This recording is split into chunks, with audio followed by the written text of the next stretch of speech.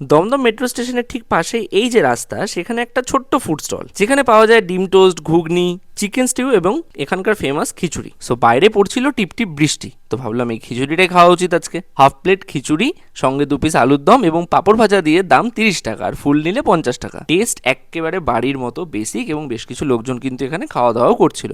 আমরাও খেলাম, আমাদেরও ভালোই লাগলো।